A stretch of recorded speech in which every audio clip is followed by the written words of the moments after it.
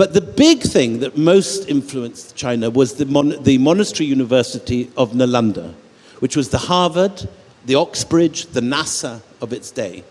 And the guy on the right, Xuanzang, in the oldest textbooks he's called Huansang, he comes on foot from China with this backpack full of scrolls because he knows that in the monastery of Nalanda in Bihar is the greatest center of learning in the world.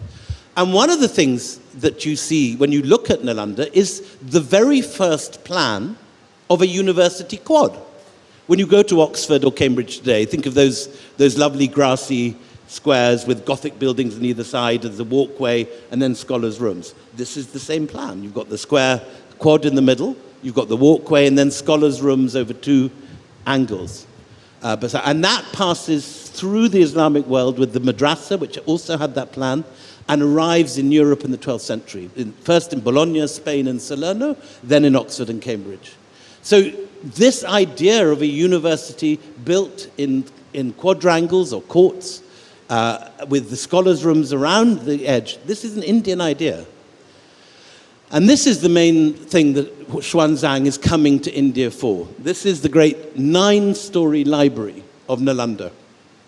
He says that you can study there Vedas, logic, grammar, philosophy, medicine, metaphysics, divination, mathematics, Sanskrit, astronomy, literature, and magic. He says that there are 3 divisions of the library: the Ratnasagara, the ocean of jewels, the Ratnadadi, the sea of jewels, and the Ratnaranjaka, the jewel adorned.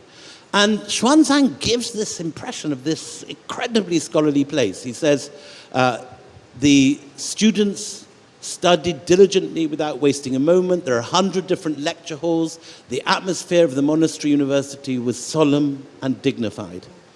And he takes these ideals back with him. But it isn't just to China. On the left, we've got this copper plate, which is the king of Indonesia, Srivijaya, founds an expatriate college for monks from Southeast Asia in Nalanda. And it isn't just Southeast Asia or China, it's also Nepal, Tibet, Sri Lanka, Sumatra, Korea.